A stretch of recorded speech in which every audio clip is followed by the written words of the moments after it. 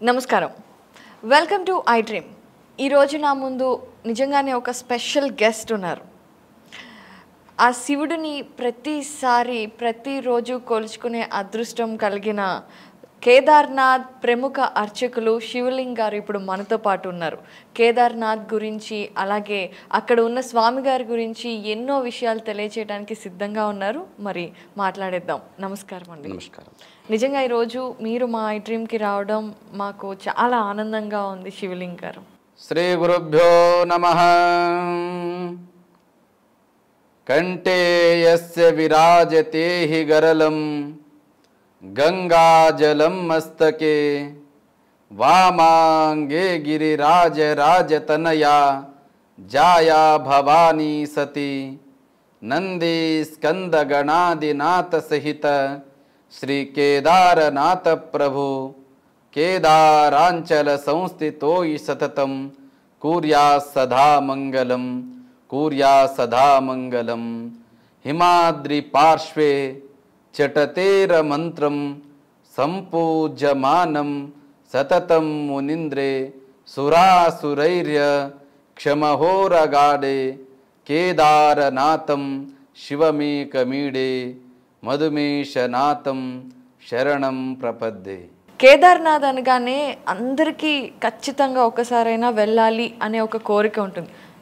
ఎందుకంటే అక్కడ శివుడు ప్రత్యక్షంగా తిరుగుతున్నాడు అని అందరూ చెబుతూ ఉంటారు. మీకు అక్కడ ప్రధాన అర్చకులుగా ఎలా అవకాశం వచ్చింది, ఒకసారి ముందుగా తెలియచేస్తారా? బహుజన్మ కృతై పుణ్యై పక్షిణై పాప పంజరే శుద్ధాంతకరణ దేహి పిండ శబ్దేన గీతే. ఏమైనా మనకు దొరకాలంటే జన్మాంతరంలో చేసిన పుణ్యమే మన వెనక వస్తుందంటారు. అలాగే కేదార్నాథ్ ప్రధాన అర్చకునిగా సేవలో దొరికిందంటే పూర్వజన్మ పుణ్యం ఉంది, మన గురువారి ఆశీర్వాదం ఉంది. దాంతోనే మనకు ఈ సేవలో ఈ సంవత్సరం కేదార్నాథ్ ప్రధాన అర్చకునిగా నియామకం అయింది. మీకు అంటే చిన్నప్పటి నుండి అసలు మీరు ఎక్కడ ఉండేవారు? చిన్నప్పటి నుండి మీ పూర్వీకులందరూ శివుణ్ణి పూజించేవారా? ఏంటి అసలు మీ చిన్నతనం, మీ అమ్మ నాన్న? ఒకసారి మన అమ్మ నాన్న నుంచి మనం వీరశైవులు అంటారు. వీరశైవులు అంటే లోపలనే జంగమ, వీరశైవ జంగములు అంటారు. అంటే లింగాయతులు వీరశైవులు వాళ్ళ గురువు గారు జంగములు. అంటే కేదార్నాథ్ పరంపరలో దక్షిణ భారత వీరశైవ శుద్ధ జంగములే ప్రధాన అర్చకునిగా నియామకం అవ్వడం జరుగుతుంది అక్కడ. అదే ప్రకారం మన ఇంటి నుంచి ముందు పరంపర నుంచి మనం వీరశైవులం. మన మెడలో ఇష్టలింగ ధారణం చేస్తాం ముందు నుంచి. ఇష్టలింగం అంటే సాక్షాత్ శివుడే. మన తల్లి గర్భం నుండే మన లింగ సంస్కారం, దీక్ష సంస్కారం అవుతుంది.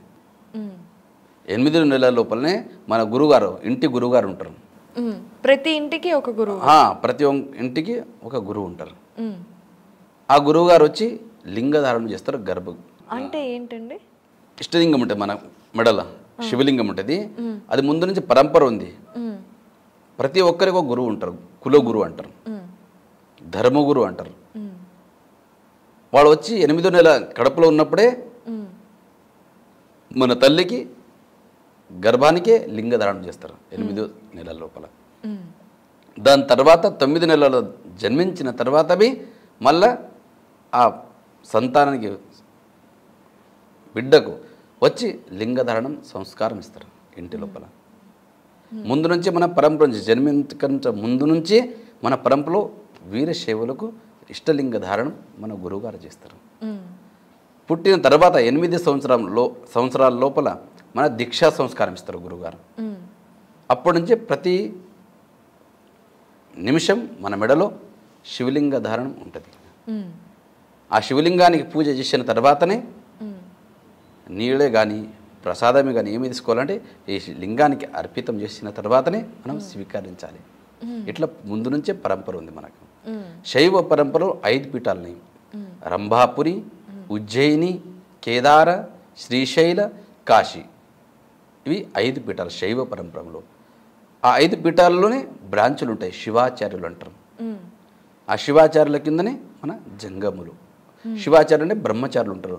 ఈ 5 పీఠాల్లో శాఖ మఠాలే ఇవి శివాచార్యుల మఠాలు ఉంటాయి. రంభాపురి శాఖ మఠాలు కొన్ని ఉంటాయి, బ్రాంచ్ అంటారు మీరు. అలాగే శాఖ మఠం అంటే బ్రాంచులు అవి. ఆ పీఠాల ఒక్కొక్క శాఖ మఠాలు ఉంటాయి. ఆ గురుగారే ఇక ప్రతి కార్యక్రమానికి పీఠాధిపతులు వచ్చి కార్యక్రమం చేయడానికి చాలా కష్టమవుతుంది. అందుకే వాళ్ళ శాఖ మఠాల గురువుగారే శివాచార్యులు వచ్చి ఆ లింగధారణం సంస్కారం, దీక్షా సంస్కారం ఏముంటాయో అవి విధి విధానాలని పరిపూర్ణం చేసి ఇస్తారు మన ఇంటికి వచ్చి. అప్పటి నుంచి లింగధారణం చేసిన నుంచి మనం 16 సంస్కారాలు ఉన్నాయి. 16 సంస్కారాల లోపల ఇది ఒక సంస్కారం లింగధారణం. అంటే మొత్తం మీకు 16 సంస్కరణలు అందరు ప్రతి ఒక్కరికి ఉంటాయి.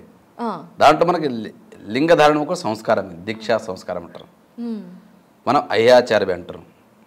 మన గురువుగారి చేతులతోనే అయ్యాచారం కానీ దీక్షా సంస్కారం కానీ మనం అర్పితం చేసుకుంటాం. అప్పుడు గురువుగారు వచ్చే లింగధారణ మన మెడల ధారణ చేస్తాం. ఆ మెడల ధారణ చేసే నుంచి అంత్య సంస్కారం దాకా మన అంతిమ స్నానం పరిపూర్ణంగా అంత్య సంస్కారం లోపలవే మన చెయ్యిలో ఇచ్చి ఇష్టలింగమే మన తోడు వచ్చేదే ఇష్టలింగం.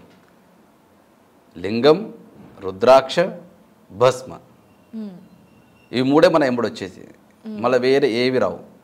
అందుకే మన శైవ పరంపరలో ఇష్టలింగ ధారణం ప్రతి నిత్యం మెడలో ధారణం చేసి ఉంటాం. ఒక సెకండ్వే మనం విడిచి శివలింగాన్ని ఉండలేము. ఇట్లా పరంపర ఉంది ముందు నుంచి. ఇప్పుడు మీరు చెప్పారు కదా, అంటే పుట్టినప్పుడు ఒక్కలమే పుడతాము, పోయేటప్పుడు ఒక్కలమే పోతాము అని అంటారు. కానీ కాదు, మనతో పాటు లింగధారణం చేస్తాం. ఈ లింగం ఉంటుంది కదా, మన ఇచ్చే గురుగారు అంత్య సంస్కారం లోపలే మన చేయలే ఇచ్చి మన ఎంబడే అందుకే మనకు లింగైక్య అంటారు. మనకు మరణించారని అన్నది శైవ పరంపరలో లింగైక్యం అయ్యారు అని చెప్తారు. అంటే లింగంలో ఐక్యమవుతారు. ఎట్లా? లీయతే గమ్యతే యత్ర తద్లింగం. ఎక్కడైతే పుడతారో అక్కడే లీన్ అంటే గుప్త అవుతారో అదే లింగం అని పిలుచుకొస్తారు. అట్లా మనం పుట్టిన నుంచి పుట్టకన ముందు నుంచి మన లింగం మన అమ్మ కడుపులో ధారణ చేస్తారు. పుట్టిన తర్వాత అదే లింగం మనకు ధారణ చేస్తారు. పుట్టిన తర్వాత అదే లింగానికి దీక్షా సంస్కారం అయిన తర్వాత ఆ దీక్షా సంస్కారంలో మళ్ళా గురుగారు లింగం ఇచ్చి మంత్రోపదేశం ఇస్తారు. 7 కోటీషు మంత్రేషు మంత్ర పంచాక్షరమాన్. 7 కోటి మంత్రాల్లో పంచాక్షర మంత్ర శ్రేష్టం. నమ శివాయ. ఓం పెడితే షడాక్షరి ప్రణవాక్షర ఓం కారం అవుతుంది. ఓం ఇడిచిపెడితే పంచాక్షర మంత్ర నమ శివాయ. ఈ మంత్రాన్ని ప్రతిరోజు పఠిస్తాం మేము.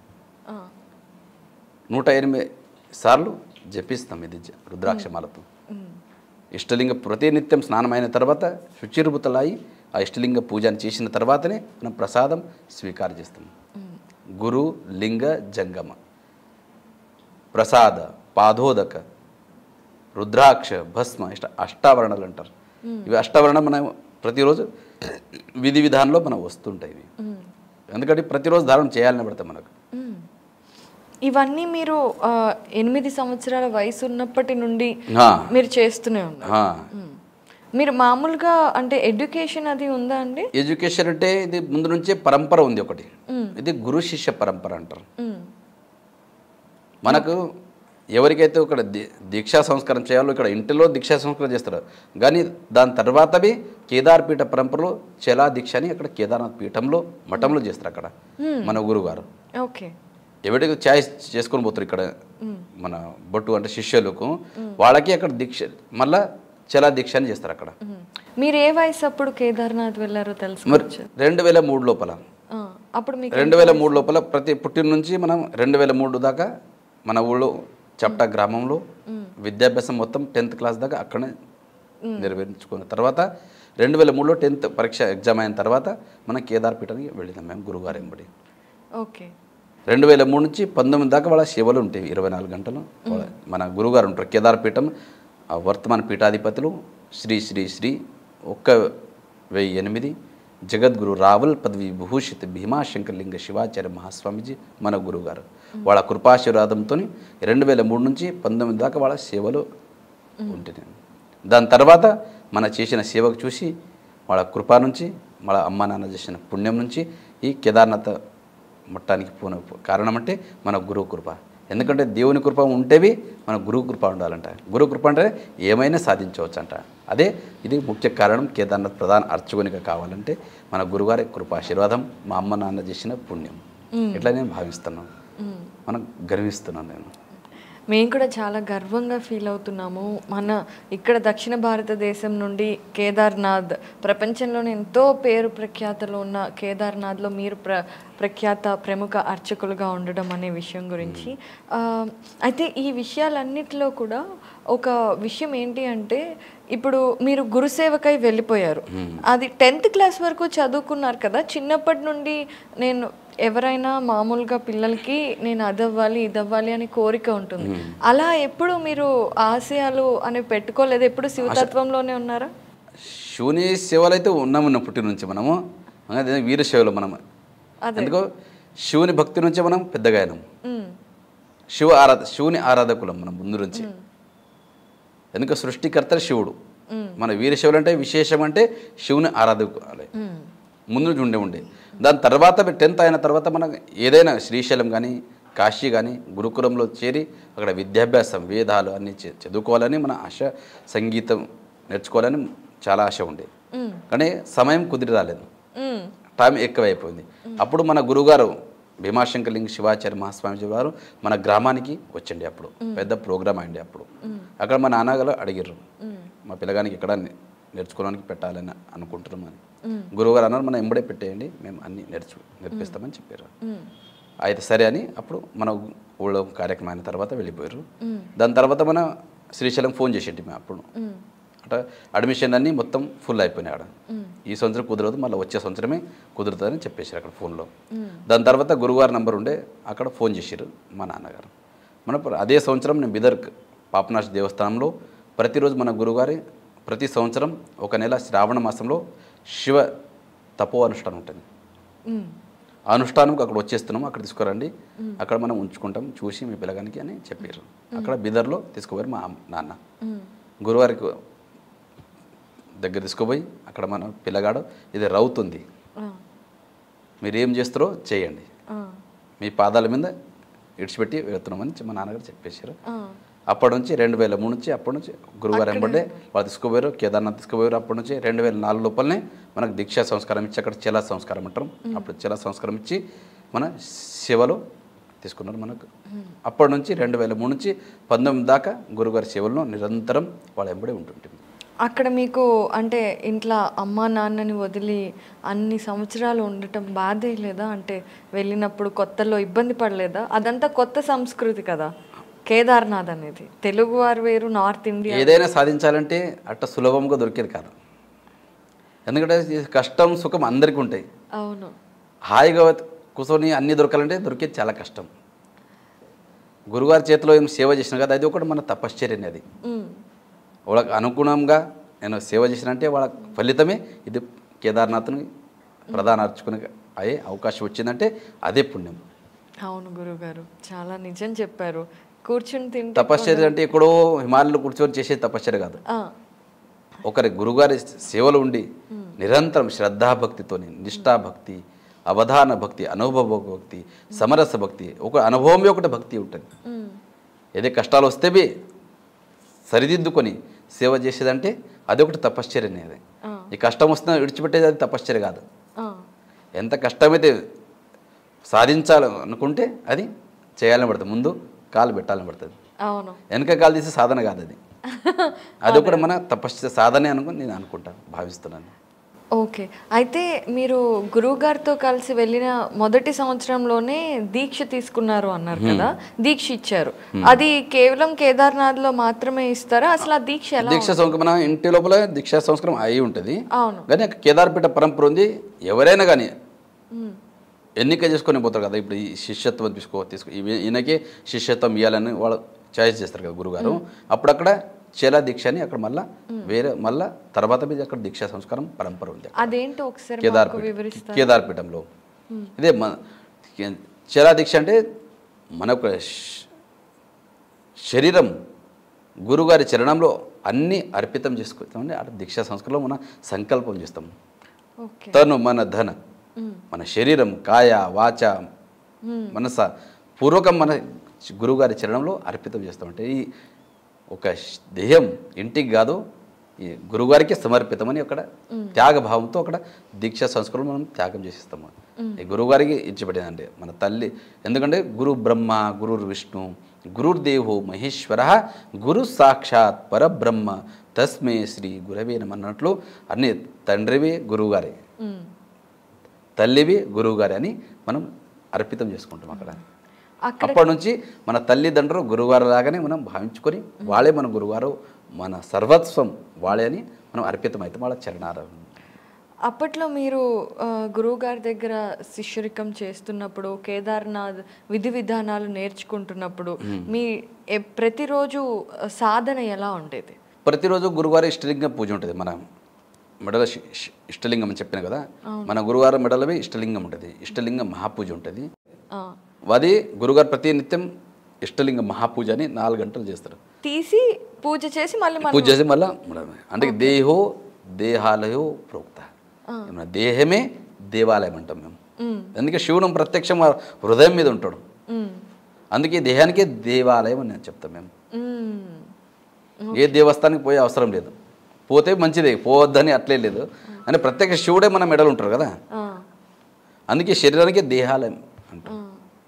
అందుకే సాక్షాత్ శివుడే సృష్టికర్త పరమాత్మ శివుడే మన మెడలు ఉంటాడు.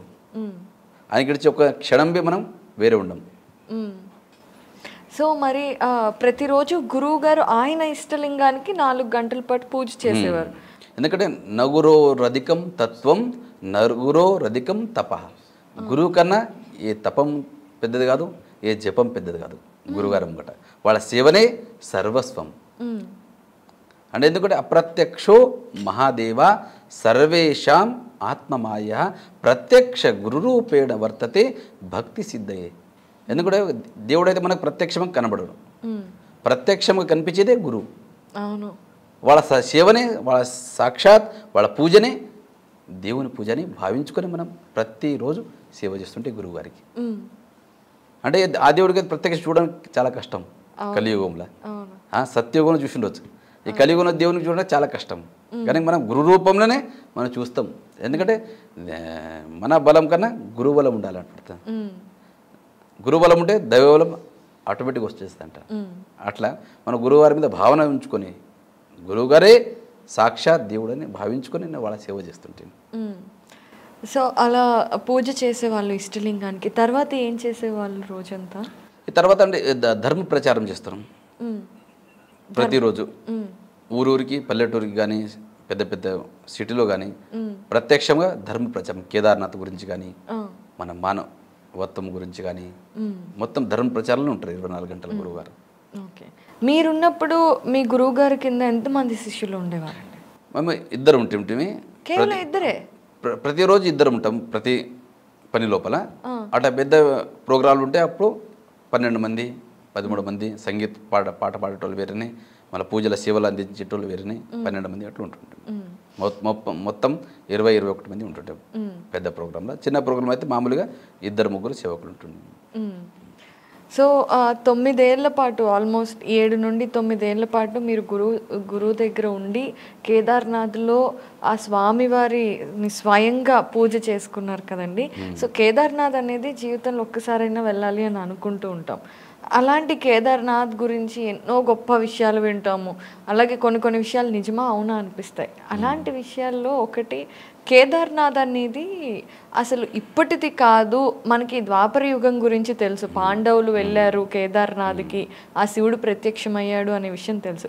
కానీ మీకు తెలిసిన ఇది ప్రకారం అసలు కేదార్నాథ్ ఎప్పటి గుడి అండి? ఆ స్వామి ఎప్పుడు వెలిసారు? కేదార్నాథ్ అంటే ఇది ఇప్పుడు కలియుగం. ఇది అవును, కృతయుగం అంటే సత్యయుగం, కృతయుగ, త్రేతాయుగ, ద్వాపర యుగ, కలియుగ. ఈ 4 యుగాల నుంచి నడుస్తుంది. కేదార్నాథ్ జ్యోతిర్లింగము ద్వాదశ జ్యోతిర్లింగంలో విశ్వవిఖ్యాతం ఉంది కేదార్నాథ్ జ్యోతిర్లింగం. జ్యోతి అంటేనే ప్రకాష్, లింగం అంటే లీయతే గమ్యతే యత్ర తద్లింగం. ఎక్కడైతే శివుడు నిలిచిండో అక్కడనే గుప్తమైండు, అదే జ్యోతిర్లింగం కేదార్నాథ్. అక్కడ సత్యయుగంలో నరనారాయణ ఋషుడే విష్ణు భగవానుడు సాక్షాత్ అక్కడ తపశ్చర్య చేసినాడు హిమాలయ లోపల.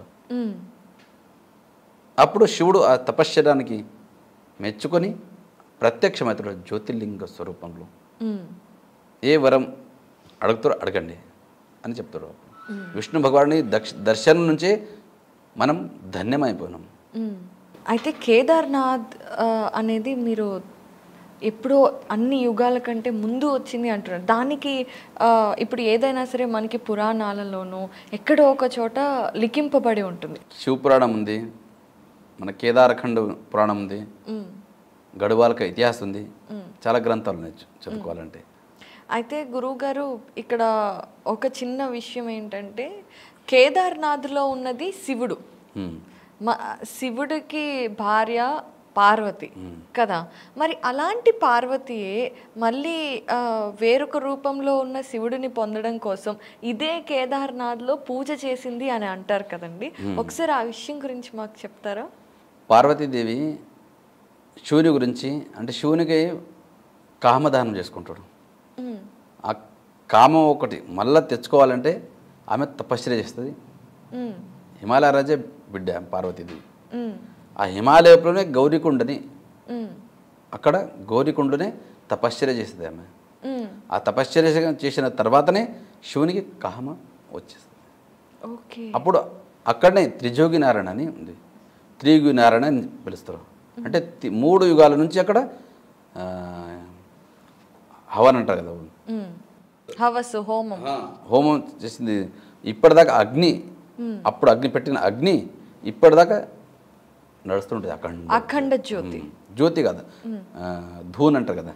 అవునవును, ధూను అప్పుడు 3 యుగాల నుంచి పెట్టిన ధూను ఇప్పటిదాకా నడుస్తూ ఉంటుంది. అది త్రియుగి నారాయణ అంటారు. ఇప్పుడు కూడా ఇప్పుడు కూడా ఉంది అది. అంటే అక్కడ శివ పార్వతి పెళ్ళైన స్థలం. అక్కడ కామం వచ్చిన తర్వాత శివ పార్వతి వివాహం జరిగింది. త్రియోగి నారాయణ అని, త్రిజోగి నారాయణ అంటారు, త్రియుగి నారాయణ అంటారు. 3 యుగాల నుంచి అక్కడ పెళ్ళైన స్థలం శివ పార్వతులది. అలాగే పార్వతి అమ్మ పూజ చేసి తపస్సు చేసుకున్న కుండు కూడా ఉంది అన్నారు కదా. అక్కడ ఎప్పుడు నీళ్లు ఎప్పుడు వేడిగానే ఉంటాయి. అసలు అంత చల్లటి పర్వతాల మధ్యలో ఉన్న నీళ్లు ఎక్కడి నుండి వేడిగా అవుతున్నాయి కూడా తెలియదు అండి. దాది అంతమే తెలియదు.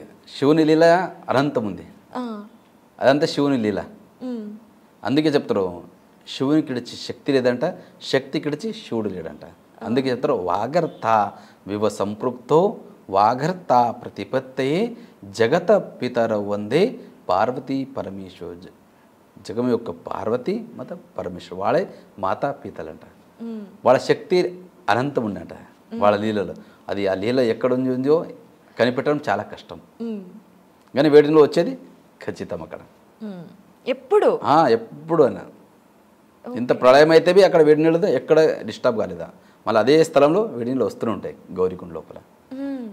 కేదార్నాథ్ 12 జ్యోతిర్లింగాలు కానివ్వండి, చార్ధామ్ యాత్రలో కానివ్వండి, ఖచ్చితంగా చూసి ఉండాల్సిన తీర్థం అది. అంతటి ప్రాచుర్యం పొందడానికి ఈ 12 జ్యోతిర్లింగాల యొక్క విశిష్టత గురించి, అలాగే కేదార్నాథ్లో ఎప్పుడైనా మనకి లింగం అనేది ఒక స్ట్రక్చర్లో ఉంటుంది, కానీ కేదార్నాథ్లో మాత్రం ట్రయాంగిల్ షేప్లో ఉంటుంది, త్రికోణం షేప్లో. దాని గురించి ఒకసారి తెలియజేస్తారా? అంటే శివుడు కేదార్నాథ్లో ఉంటే పంచముఖ పరమేశ్వరుడు శివుడు. శివుడు హిమాలయాలో వచ్చేస్తారు. అక్కడ గుప్త కాశీ అంటే 3 కాశీలు, బనారస్ కాశీ, ఉత్తర కాశీ, గుప్త కాశీ.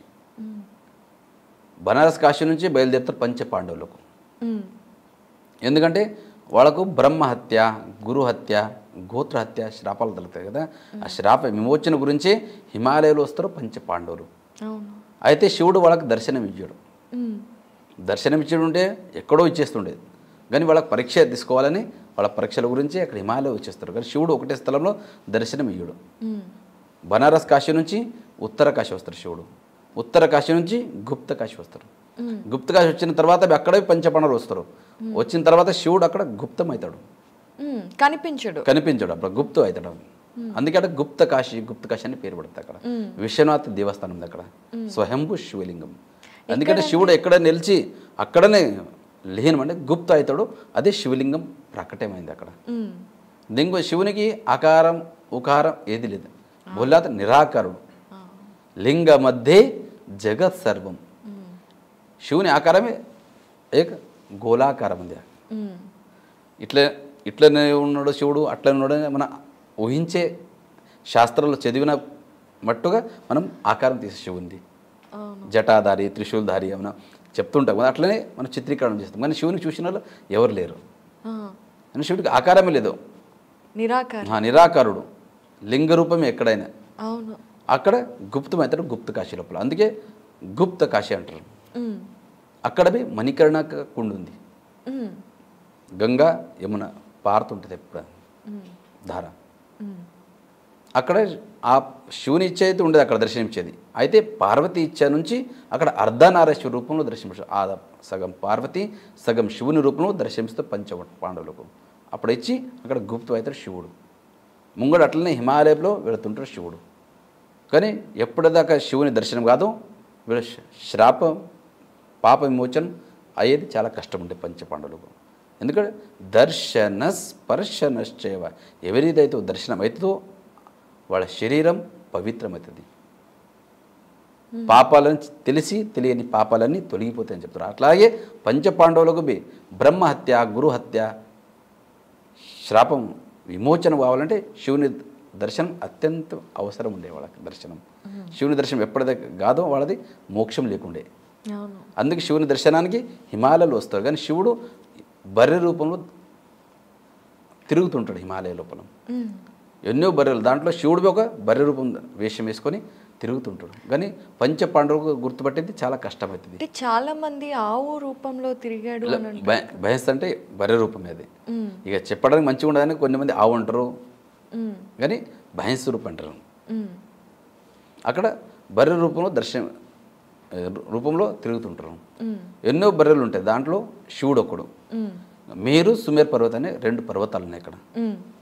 2 పర్వతాల మీద కాలు పెట్టి భీముడు ఎందుకు బలవంతుడు, ఆయన బలవానుడు, బుద్ధిమాన్, శక్తిమాన్ అన్నిడు భీముడు. అప్పుడు ఆయనకు సూచిస్తుంది మేరు సుమేర్ పర్వత పైన ఆగి అన్ని బర్రెల కింది నుంచి పంపిస్తారు అందరు. కానీ శివుడు దేవాదిదేవ్ మహాదేవుడు, ఆయన కింది నుంచి కొంచెం పోతాడు, ఆయన వేరే తోవలో పోతుంటాడు.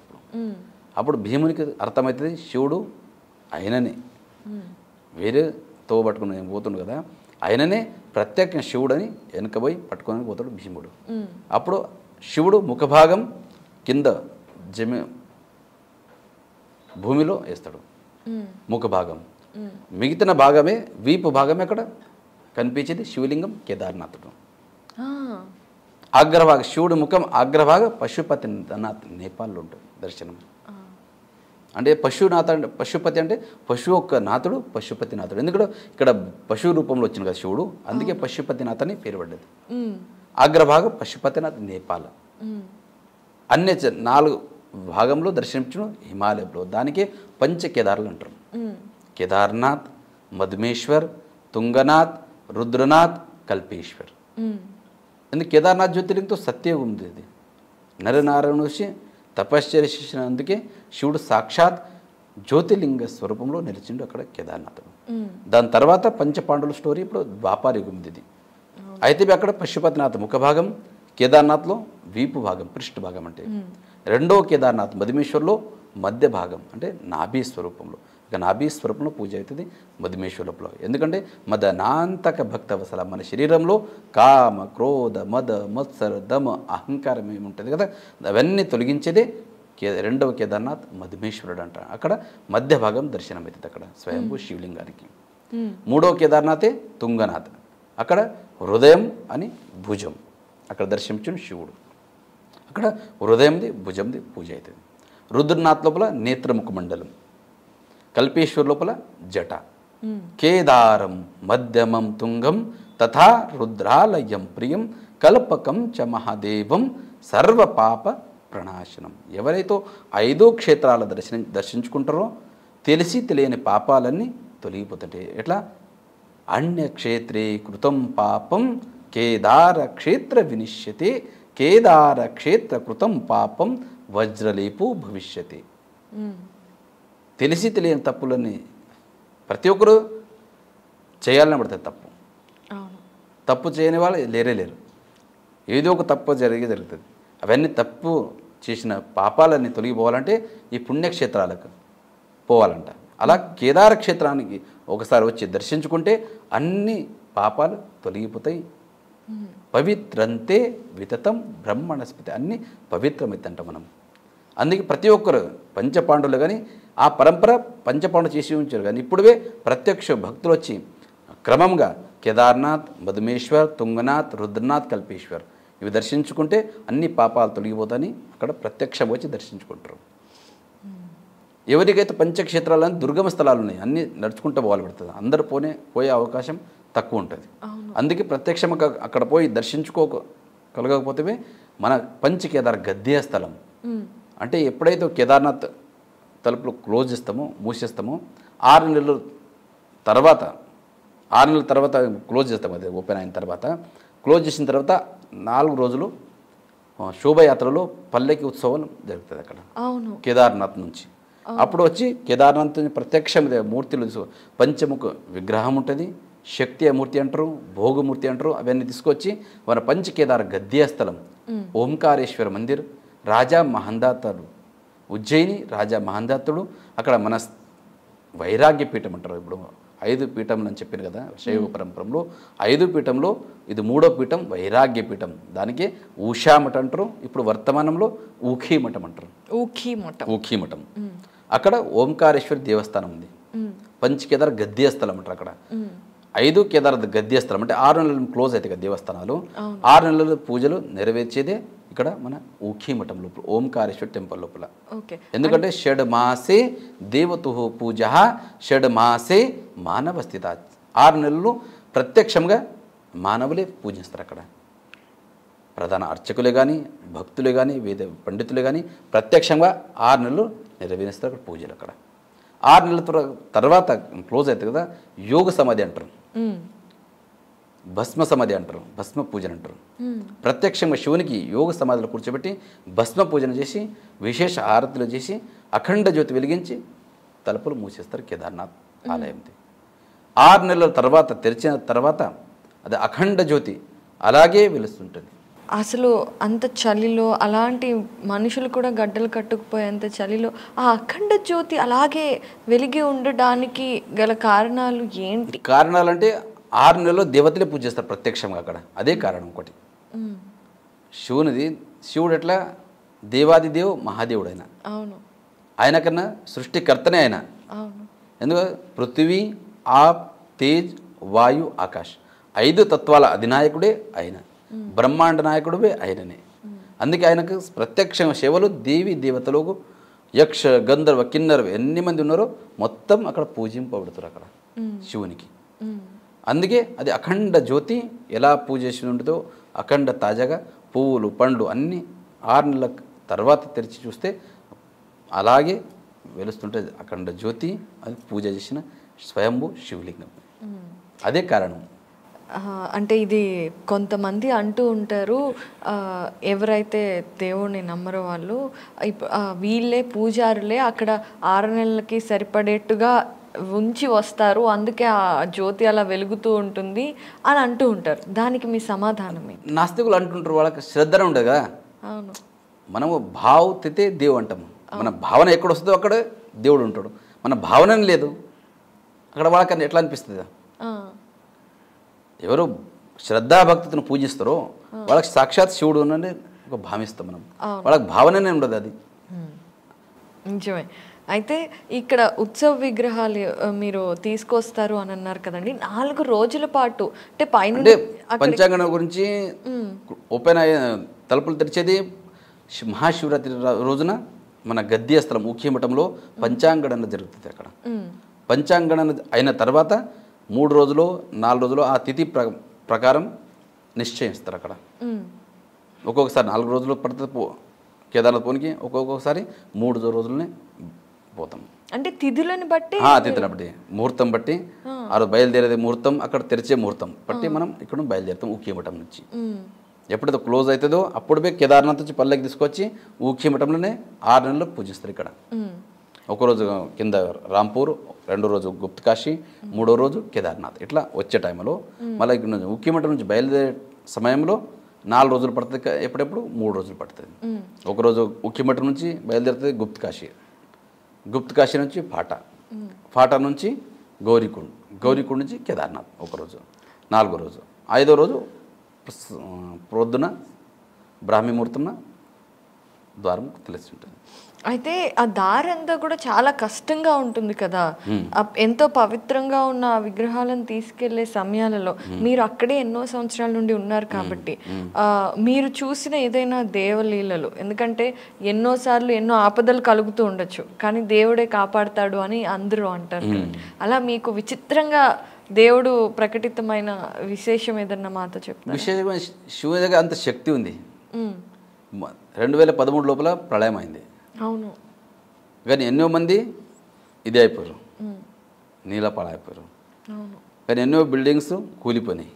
కానీ ప్రత్యక్షంగా ఆ దేవస్థానము చేసే పూజారి మళ్ళా అక్కడ ఉన్న సిబ్బంది మొత్తం అందరికీ శివుడు రక్షించుకున్నాడు. వాళ్ళ ఆస్థ ఏముంది, పూజ విధి విధానం ఎప్పుడూ ఆగలేవు. అవును, ఎంత మంచు పడినా ఏది ఏమైనా తెరిచి ఉన్న 6 నెలలు అసలు పూజ ఆగకూడదు అంటారు. ఆగదు మరి, 6 నెలలు అఖండ పూజ నెరవేరుతుంటుంది.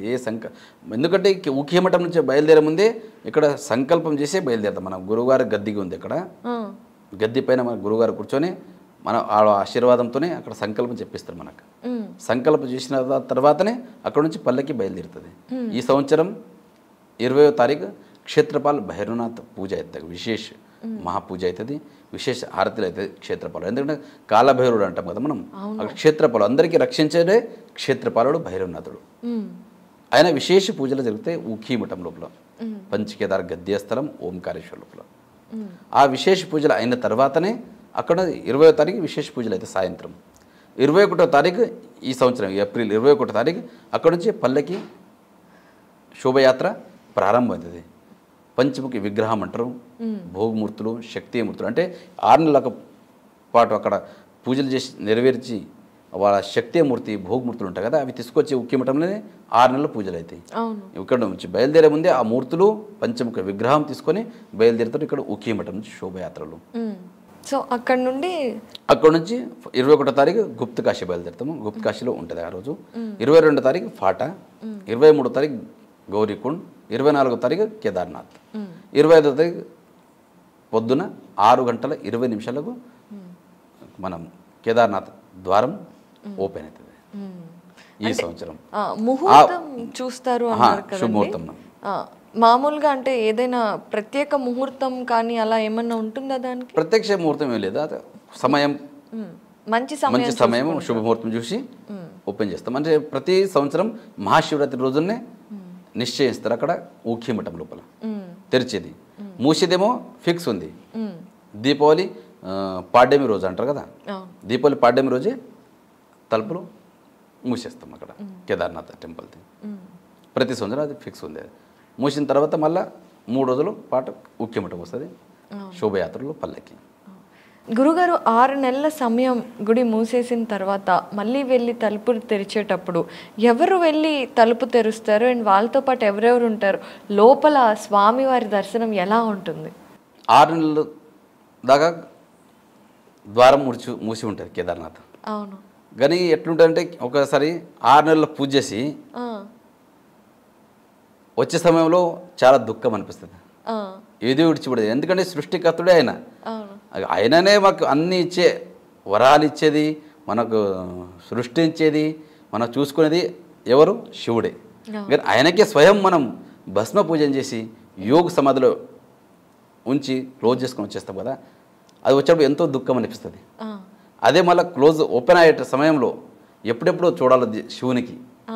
ఎందుకంటే మనం ఒక సాదా ఒక మనిషికి ఒక 5 నిమిషాలు రూమ్లో పెట్టేసి పెట్టేసి తలపేయాలంటే వస్తే మనకి ఎంత బాధ అనిపిస్తుంది. అయ్యయ్యో పెట్టి వచ్చేటప్పుడు ఏదో దాంట్లో పెట్టి వస్తాం, పెట్టి వచ్చిన తర్వాత ఎంత బాధ అయిపోతుంది. ఇక మనం ప్రత్యేక శివునికే 6 నెలలు విడిచిపెట్టి మనం వస్తాం కదా, ఎంతో ఇది అనిపిస్తుంది. ఆ తెరిచేటప్పుడు అది ఆనందం అంటే అది చెప్పేదంత ఇది ఉంటుంది, అంత ఆనందం ఉంటుంది. ఆ సమయంలో మన గురువుగారు ఉంటారు అక్కడ సాన్నిధ్యం. గురువారం లోపల ప్రత్యక్షం ప్రతి సంవత్సరం ఏ పూజారి ఉంటారు, ప్రధాన అర్చకులు అంటే ప్రతి సంవత్సరం వేరే వేరే పూజారులు ఉంటారు. ఈ సంవత్సరం మేము ఉంటాం, వచ్చే సంవత్సరం మళ్ళీ వేరే పూజారులు ఉంటారు. 5 పూజారులు మనం. శివశంకర్ లింగ్, శశిధర్ లింగ్, వాగీష్ లింగ్, గంగాధర్ లింగ్, నేను శివలింగ్. ఇలా 5 మంది పూజారులు ఉన్నాం మేము. ప్రతి సంవత్సరం వేరే వేరే పూజారులే అక్కడ శివులు ఉంటారు.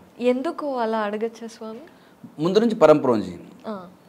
ఈ ప్రతి సంవత్సరం ఒకటే జాగాలో 5 ఉంటే మనము ఒక్కొక్క సంవత్సరం అట్లా పరంపర ముందు నుంచి వచ్చింది అది.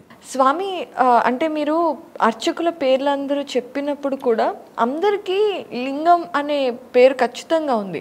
అది అక్కడ అర్చకత్వం చేసే వాళ్ళందరికీ ఇచ్చే బిరుదా స్వామి? మన గురుగారు ఉంటారు కదా అక్కడ, చల దీక్షా సంస్కారం అంటారు అక్కడ. మన మఠంలో అక్కడ పీఠంలో దీక్షా సంస్కారం ఇస్తారు. చల సంస్కారం అంటే చల అంటే దీక్షా సంస్కారం. ఆ దీక్షా సంస్కారం ముందు ఏ పేరైనా పర్వాలేదు, లింగ ఉపాధి ఉంది. ఇప్పుడు నా పేరు శివలింగ, మీది ముందు నుంచి శివలింగం ఉంది మాది. ఇక ముందు లేకపోతే ఆ సమయంలో దీక్షా సంస్కారం ఇచ్చేటప్పుడు మన గురుగారి చేయితో ఆ పేరును లింగ రూపంలో మార్చేస్తారు. ఒక ఉపాధి ఉంది మన జగద్గురులో కానీ, ఈ 5 పూజారుల పేర్లు కానీ ప్రత్యక్షంగా ఏ పేరు. ఇప్పుడు మా వర్తమాన జగద్గురు పేరు భీమాశంకర్ లింగ, దానికన్నా ముందు సిద్ధేశ్వర లింగ, శాంతలింగ, ఇలా పేర్లు ఉంటాయి. అట్లతో పేర్లు రాసేటప్పుడు మన గురుగారి పేర్లు శ్రీ శ్రీ శ్రీ 1008 రావల్ పదవి భూషిత్ భీమాశంకర్ లింగ శివాచార్య మహాస్వామి ఇట్లా పేరు మొత్తం ఉంటుంది టోటల్గా. కానీ ఏ పేరైనా కానీ ఉపాధిలో భీమాశంకర్ లింగ్, శాంతలింగ్ ఇలా లింగ ఉపాధి ఉంటుంది. ఇప్పుడు వర్తమానంలో 5 పూజారులు ఉన్నాం. ఇప్పుడు ఈ 5 పూజారుల పేర్లు ఇప్పుడు శశిధర్ లింగ్, శివలింగ్, శివశంకర్ లింగ్, వాగీష్ లింగ్, గంగాధర్ లింగ్ ఇలా పేర్లు ఉన్నాయి వర్తమాన లోపల. ఈ 5 ఇప్పుడు మీరు ప్రధాన అర్చకులుగా ఇక్కడ ఉన్నారు కదా, మిగతా 4 ఎక్కడెక్కడ చేస్తున్నారు? అంటే వేరే దేవస్థానంలో ఉన్నాయి అక్కడ. కేదార్నాథ్ 1, మధుమేశ్వర్ 2, గుప్తకాశి 3, ఉఖ్యమఠ్ 4 స్థానాల్లో 4 పూజారులు. ఒక పూజారి ఎక్స్ట్రా అతిరేక్తిలో ఉంటారు, ఎక్స్ట్రాలో ఉంటారు ఒక పూజారి. ఎవరైతే సెలవులు ఇంటికి పోతారో ఎక్కడ బయటికి పోతారో ఆ సెలవులు అక్కడ ఆ పూజారి స్థానాల్లో మన వేరే పూజారి ఎక్స్ట్రాలో ఉన్న పూజారి తన సేవ చేస్తారు శివుడు. అయితే మీరు చెప్పారు ఇప్పుడు మీరున్నారు కదా, మీరు ముందుగా కూడా గురువు గారికి సేవ చేసుకునేటప్పుడు కూడా చూసే ఉంటారు. 6 నెలల తర్వాత ఆ స్వామివారి దర్శనం అయినప్పుడు అక్కడ అఖండ జ్యోతి అలానే ఉంటుంది. అలాగే మామూలుగా ఇప్పుడు ప్రతిరోజు పూజ జరిగే గుడిలో దర్బార్ వాసన కానివ్వండి, మనం ఎన్నో చూస్తుంటాం, పూలు కానివ్వండి ఇలాంటివన్నీ. అక్కడ కేదార్నాథ్లో 6 నెలల తర్వాత వెళ్ళినప్పుడు ఎలా ఉంటుంది స్వామి ఆ స్వామివారి పరిస్థితి? 6 నెలల కింద చేసిన పూజ ఈరోజే ప్రొద్దున ఇప్పుడే చేసిన పూజ అన్నట్లు ఆ స్వరూపంలో ఉంటుంది శివలింగుడు, శివలింగం. ఎందుకంటే పువ్వులు, పండ్లు, భస్మం, రుద్రాక్ష మొత్తం అప్పుడు క్లోజ్ చేసేటప్పుడు భస్మ సమాధి, యోగ సమాధి చేస్తాం కదా. అప్పుడు మంత్రోచ్చారణ, రుద్రాభిషేకం, మహాభిషేకం అయిన తర్వాత శివునికి అలంకారం చేస్తాం. రుద్రాక్షతోని పండ్లు, డ్రై ఫ్రూట్స్ మొత్తం అలంకారం చేసి క్లోజ్ చేస్తారు. తెరిచిన తర్వాత చూస్తే అఖండ జ్యోతి అట్లనే ఉంటుంది. మళ్ళీ పూజ చేసి ఇప్పుడే పూజ చేసిన 5 నిమిషాల కింద అన్నట్లు ఉంటుంది అక్కడ శివుడు. అంత పూజ అక్కడ ఎలా అయితే మీరు వదిలిపెట్టి వచ్చారో శివుని అలాగే ఉంటాడు, అలాగే ఉంటుంది. ఎందుకంటే ఒకసారి క్లోజ్ చేసిన తర్వాత తెరిచే అధికారం ఎవరికి లేదు. మళ్ళీ మన గురుగారు పోయి అక్కడ తెరిచేది. అయితే ఈ అంటే ఈ 6 నెలల కాలం ఏదైతే ఉందో నిత్య పూజలు ఖచ్చితంగా జరగాలి. ఒక్కరోజు కూడా అసలు ఏమైనా భూకంపం వచ్చినా, ప్రళయం వచ్చినా ఆ స్వామికి నిత్య పూజలు జరగాలి. కాకపోతే నేను విన్నాను కేదార్నాథ్లో మామూలుగా బ్రహ్మీ ముహూర్తంలో చేసే పూజలతో పాటుగా వివిధ సమయాలలో వివిధ రకాల పూజలు చేస్తారు. స్వామి ఒకసారి వాటి గురించి చెప్తారా? ఇప్పుడు సాయంత్రం మహాప్రసాదం, మహాభోగం అంటారు. శివునికి అభిషేకం చేసి మహా నైవేద్యం అర్పించేస్తాం. దాని తర్వాత విశేష ఆరతి ఉంటుంది, గంటన్నర 2 గంటల విశేష ఆరతిలు ఉంటాయి. నంది ఆరతి, ఏకారతి, పంచారతి, నంది ఆరతి, వీరభద్ర ఆరతి, అనేక రకముల ఆరతితో మహా మంగళారతి ప్రతినిత్యం జరుగుతుంది అక్కడ కేదార్నాథ్లో. దాని తర్వాత మళ్ళీ బాల్భోగ్ అని ఉంటుంది. ఏ సమయంలో ఉంటుంది? సమయం అంటే టైమింగ్ కొంచెం ఎక్కువ తక్కువ ఉంటుంది. అంటే రాత్రి అంటే సూర్యుడు అస్తం అయ్యే సమయంలో ఆరతి ప్రారంభమవుతుంది. అంటే కొంచెం సూర్యాస్తుడు అంటే కొన్ని సమయంలో ఎక్కువ తక్కువ సమయం తక్కువ అవుతుంది. అయితే సూర్య అస్తయం అయిన తర్వాత పూజ ఆరతి ప్రారంభం సాయంత్రం. దాని తర్వాత విశేష అంటే శృంగారం చేస్తాం. ఇప్పుడు బంగారం కిరీటం ఉంటుంది స్వామికి. అది విశేషం ఏమంటే ఇది ఇంతకుముందు చెప్పి నేను అప్రత్యక్షో మహాదేవ సర్వేషాం ఆత్మమాయ ప్రత్యక్ష గురురూపేణ వర్తతే భక్తి సిద్ధయ. ఆ బంగార కిరీటం 6 నెలలు మన గురువుగారి పైన ఉంటుంది. అది 6 నెలల తర్వాత అక్కడ ఊఖ్యమఠంలో గద్దీ స్థలంలో గురువుగారు కూర్చొని అదే కిరీటం 6 నెలలు కేదారేశ్వర స్వామివారికి అర్పణం చేస్తారు శివుడు గురువుగారు. అది అందుకే ఆ గురువుగారికి బులంద్ కేదార్నాథ్ అంటున్నాం. ఆ కేదార్నాథ్ ఎవరితో మాట్లాడరు, ఎవరితో కేదార్నాథుడు స్వయం శివలింగం ఎవరితో మాట్లాడరు. మీరు మాట్లాడే ప్రత్యక్షంగా శివుడు అంటే మన గురువుగారు. అందుకే అక్కడ గురువుగారికి బులంద్ కేదార్నాథ్ అంటున్నాం. మాట్లాడే శివుడు అనే ప్రత్యేకం ఉంది అక్కడ. అందుకే ఆ కిరీటం సాయంత్రం ఆరతి అవుతుంది కదా, ఆ సమయంలో విశేష అలంకారం చేసి శివలింగానికి ఆ కిరీటం శివలింగాన్ని పైన ధారణం చేస్తారు. ప్రతిరోజు అక్కడ శివలింగం పైన 2-3 గంటలు శివలింగం మీదనే ధారణం చేస్తారు ప్రతిరోజు 6 నెలల పాటు. 6 నెలల తర్వాత ఎప్పుడైతే దేవస్థానం క్లోజ్ చేస్తామో అదే కిరీటం పంచముఖ విగ్రహం అది ఉంటే పల్లెకి ఉంటుంది కదా, పంచముఖ విగ్రహం పైన ధారణం చేసి కింద ఉఖిమఠం వచ్చిన తర్వాత ఆ గద్దె పైన కూర్చొని అదే కిరీటం మన గురువుగారి పైన 6 నెలలు ధర్మ ప్రచారంలో గురువుగారు పెట్టుకొని వాళ్ళు తిరుగుతుంటారు ధర్మ ప్రచారంలో. ఇది విశిష్టం అంటే కేదార్నాథ్లో. అంటే రాత్రిపూట కూడా పూజలు చేస్తారు, అర్ధరాత్రుల వేళ, అమావాస్య వేళ అని విన్నాం. విశేష ఉంటుంది కదా అక్కడ, విశేష పూజ ఉంటారు ప్రతిరోజు. విశేష పూజలు అంటే మనం ఆరతి అయిన తర్వాత బాల్భోగం పెడతాం. బాల్భోగం అయిన తర్వాత విశేష పూజలు నెరవేరుతాయి. విశేష పూజలు అంటే ఏం చేస్తారో తెలుసుకోవచ్చు? విశేష పూజలు అంటే రుద్రాభిషేకం, షోడశోపచార, మహాభిషేకం, ఇట్లా వేరే వేరే ఉంటాయి. ఇవన్నీ అంటే 11 సమయంలో, అర్ధరాత్రి సమయంలో అంటే టైమింగ్ కొంచెం ఎక్కువ తక్కువ ఉంటుంది. ఒక్కొక్కసారి 10 గంటల తర్వాత స్టార్ట్ అవుతాయి విశేష పూజలు, ఒక్కొక్కసారి 2 గంటల తర్వాత స్టార్ట్ అవుతాయి. టికెట్లు బుక్ చేస్తారు ఆన్లైన్ లోపల కొన్ని మంది విశేష పూజలు, కొన్ని మంది అక్కడ బుక్లో చేస్తారు ఆఫీస్లో. అది విశేష పూజలు తర్వాత జరుగుతుంటాయి రాత్రి అంతా.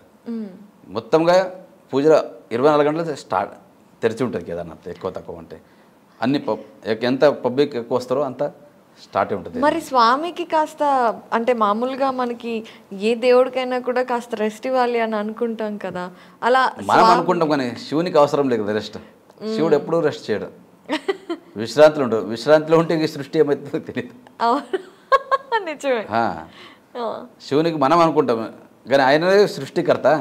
ఆయన ఒక్క నిమిషం కళ్ళు మూస్తే మనకి ఇది మొత్తం సృష్టి ఏమవుతుందో ఎవరికి తెలియదు. అందుకే మనం అనుకుంటాం, మనం ఒక భావన మనం. కానీ శివుడు ఎప్పుడూ సుఖంగా ఉండలేడు. అన్ని సర్వే జన సుఖినో భవంతు, అందరు సుఖం కోరేదే శివుడు. అయితే స్వామి, మీకు కేదార్నాథ్లో ఇలా 24 గంటల పూజలు ఇవన్నీ ఉంటూ ఉంటాయి కదా, అక్కడ ఉండే అర్చకుల విధి విధానాలు ఎలా ఉంటాయి? మీకుండే నియమాలు, నిబద్ధతలు ఏంటి? నిబంధనలు అంటే అక్కడ ప్రతిరోజు సమయం ఉంటుంది. రుద్రాభిషేకం, మహాభిషేకం అంటే నమక్ అని చమక్, పురుషోక్త, శ్రీసూక్త, శివాష్టోత్తర శతనామావళి, ఇట్లా వేద లోపల రుద్రాభిషేకం ఉంటుంది. విశేష పూజ ఉంటుంది. ప్రతి నిత్యం పొద్దున్న నుంచి ధర్మ దర్శనం అంటే యాత్రికులకు, భక్తులకు అందరికీ సమానంగా దర్శనం ఉంటుంది. విశేషాలు అంటే సాయంత్రం నుంచే ప్రారంభమవుతుంది విశేష పూజలు, విశేష ఆరతిలు. విశేష ఆరతి సమయంలో 3 గంటలకు దేవస్థానం క్లోజ్ అవుతుంది. క్లోజ్ అయిన తర్వాత లోపలంతా క్లీన్ చేసుకుంటారు దేవస్థానం. దాని తర్వాత మన ప్రధాన అర్చకులు ఎవరే ఉంటారో అక్కడ దేవస్థానంలో పోతారు. పోయిన తర్వాత దేవునికి నైవేద్యం అర్పిస్తారు. నైవేద్యం అర్పించిన తర్వాత అభిషేకం రుద్రాభిషేకం చేసిన తర్వాత నైవేద్యం అర్పించిన తర్వాత శివలింగానికి శృంగారం చేస్తాం మొత్తం పూల మాలతో బంగారం కిరీటంతో మొత్తం అలంకారం చేసి మన రూమ్కి వచ్చేస్తాం మనం. ఎందుకంటే అక్కడ మనం భోజనమే ఒకటే టైం చేసేది, పొద్దున భోజనం చేయము. స్వామివారికి నైవేద్యం పెట్టందే మనం భోజనం చేసే పరంపర లేదు అక్కడ. శివునికి ఎప్పుడైతే భోజనం అర్పిస్తామో అక్కడ అప్పుడే మనం భోజనం స్వీకారం చేయాలి. ఇట్లా పరంపర ఉంది ముందు. అక్కడ భోజనం స్వీకరించేది ప్రసాదం ఒకటే టైం, సాయంత్రం అది. శివుని విశేష పూజలు, రుద్రాభిషేకం, మహాభిషేకం అయిన తర్వాత దేవునికి భోగం నైవేద్యం పెట్టి వచ్చిన తర్వాత మన రూమ్కి వచ్చిన తర్వాత మనం ప్రసాదం తీసుకొని మళ్ళీ తర్వాత ఆరతికి వస్తాం దేవస్థానంలో. విశేష ఆరతి అంటే సాయంత్రం 1:30-2 గంటల విశేష మంగళారతి అవుతుంది అర్ధరాత్రి.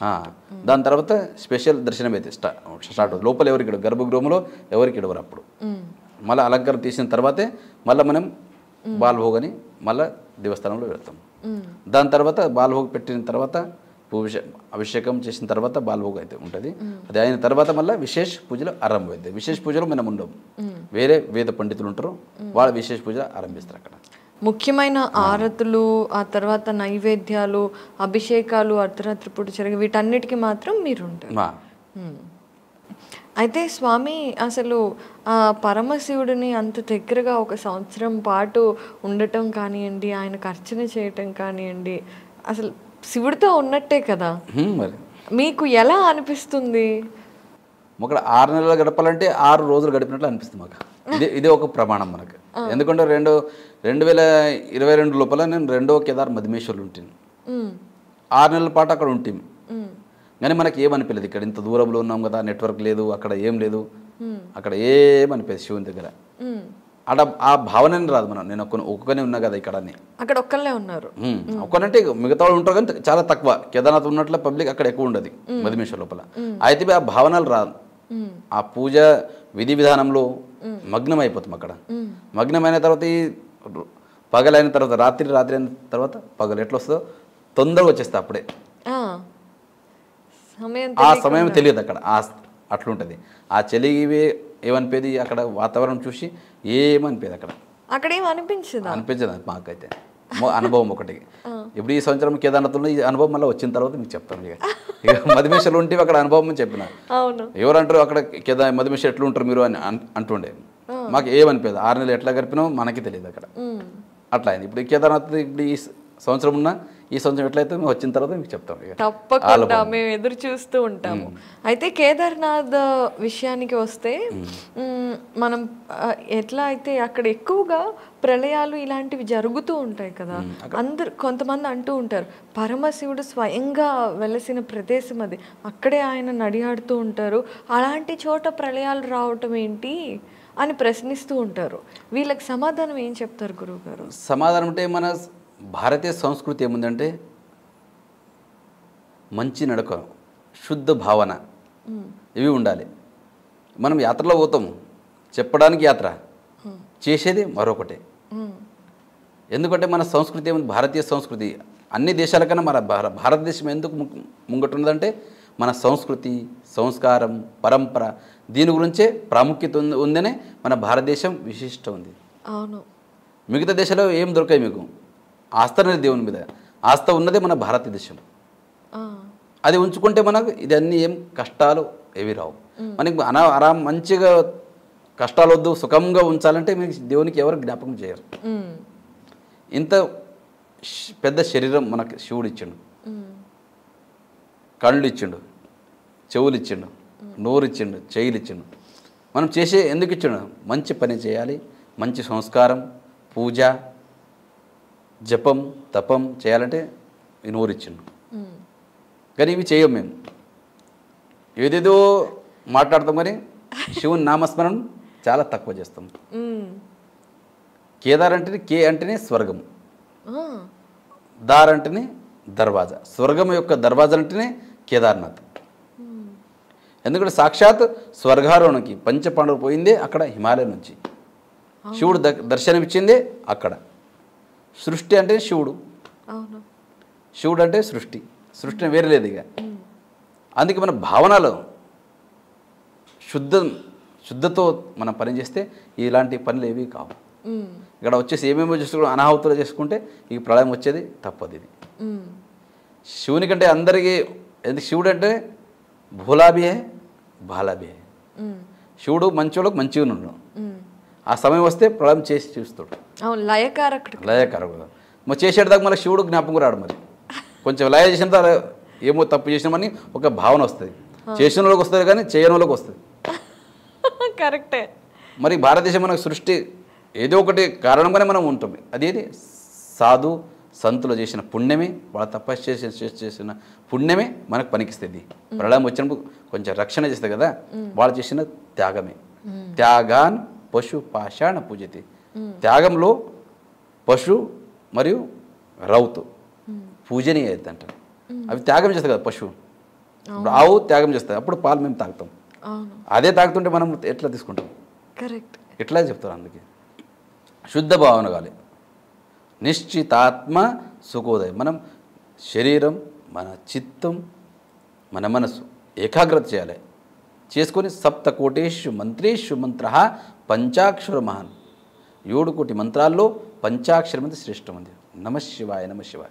ఈ మంత్రాలు జపించుకొని ప్రతినిత్యం శుచిర్భూతమై మనం శివుని నామస్మరణ చేస్తే ఈ ప్రళయం రాదు, ఏ బాధలు రావు నేను చెప్తాను.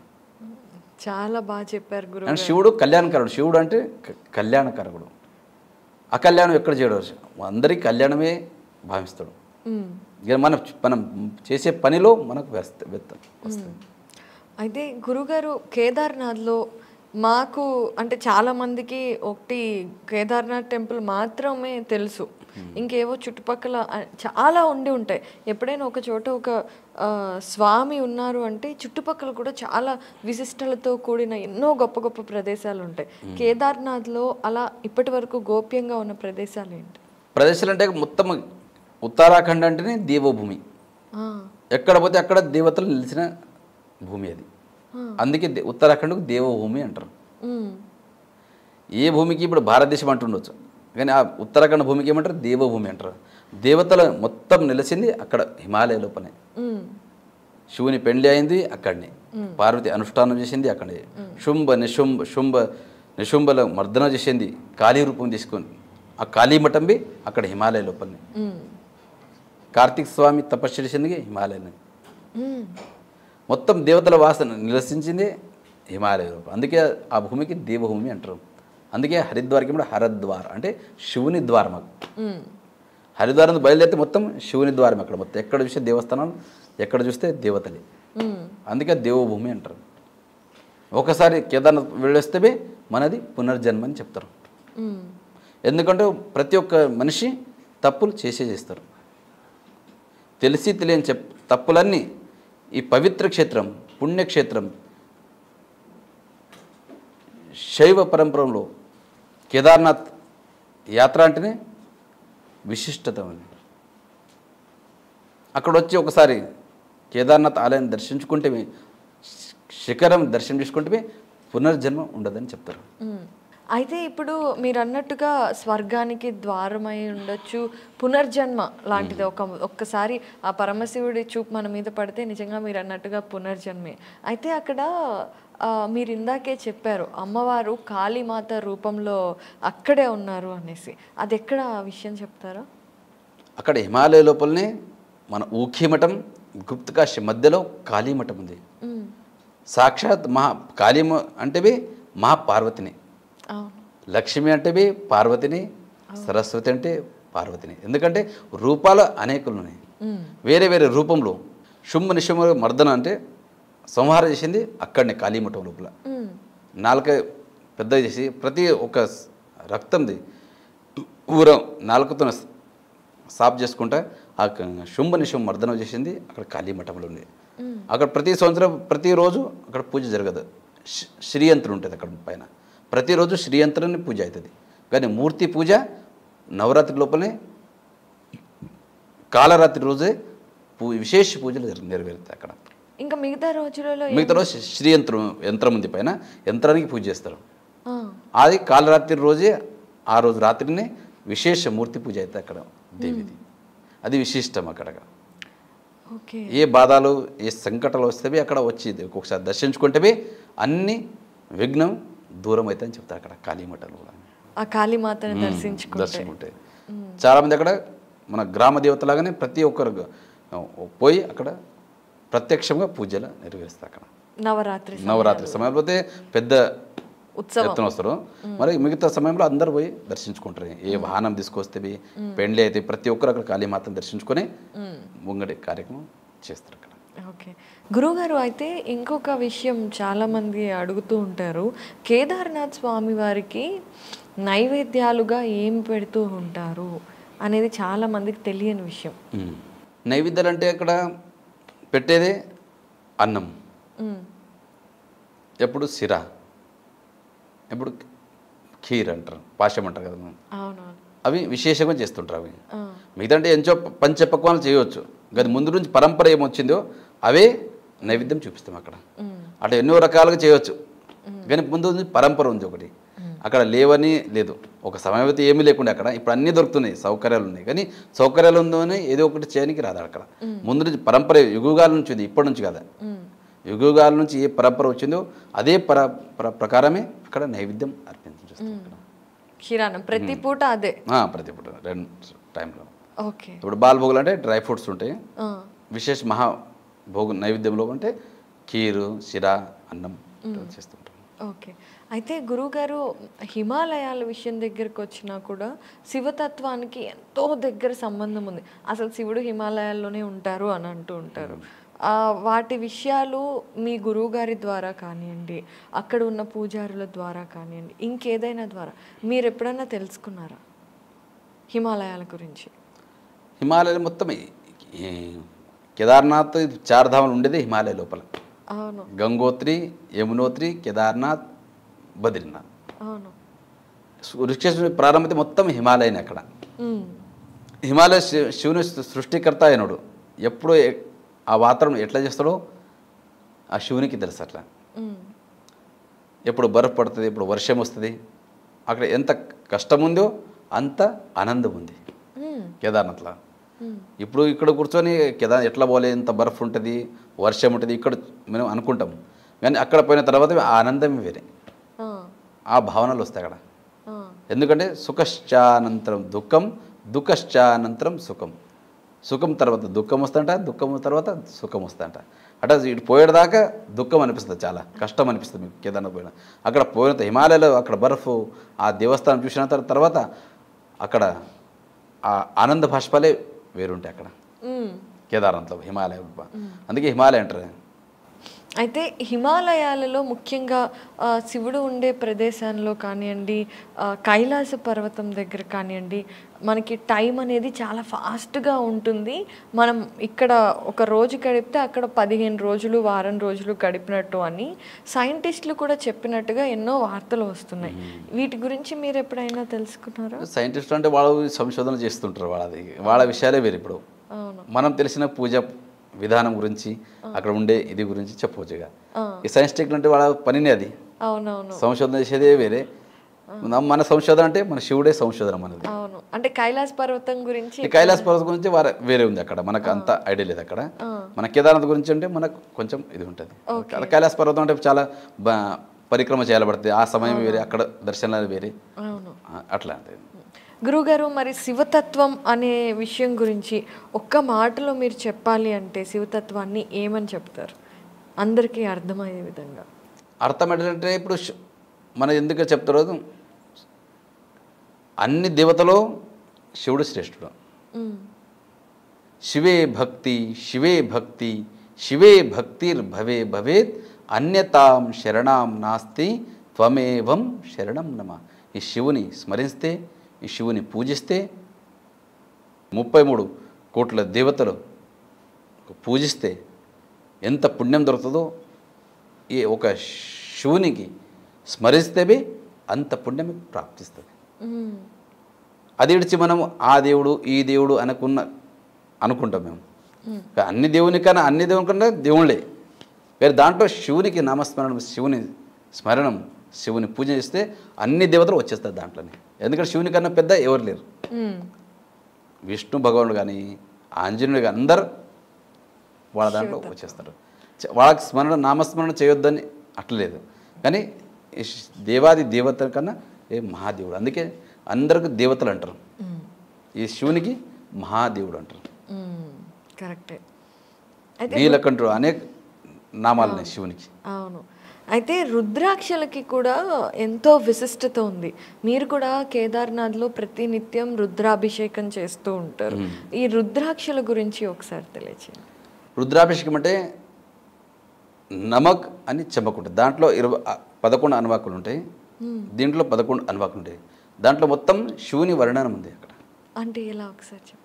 నమస్తే రుద్రమన్యవ ఉతోత ఇషవే నమః, నమస్తే అస్తు ధన్వనే భావుభ్యాముతతే నమః, యాత ఇషు శివతమ శివం బభూవతే ధనుః, శివా శరవ్యాయ తవ తయానో రుద్రముడయ, యాతే రుద్ర శివా తనూర ఘోర పాపకాశిని, తయా నస్తున్వా శంతమయా గిరిశంతా బిచాకషి, యామీశం గిరిశంత హస్తే బిభర్షస్తవే, శివాంగిరి త్రతాంకురు మాయి గుంసి పురుషం జగత్, శివేన వచసాత్వా గిరిశాచ వదామసి, యథా నస్సర్వమిజ్జగద యక్ష్మాగ్ం సుమనా అసత, అద్య వోచద దివక్త ప్రథమో దైవ్యోభిషక, అహి గుంచ సర్వాన్ జంబయంత సర్వాశ్చ యాతు ధాన్యః, అసో యస్తామ్రో అరుణ ఉత బభ్రు సుమంగళ, ఏ చే మాగ్ం రుద్ర అభితో దిక్షో, శ్రితాసహస్రశో వైశాగ్ం హేడ ఈమహి, అసోయో వసర్పతి నీలగ్రీవో విలోహిత,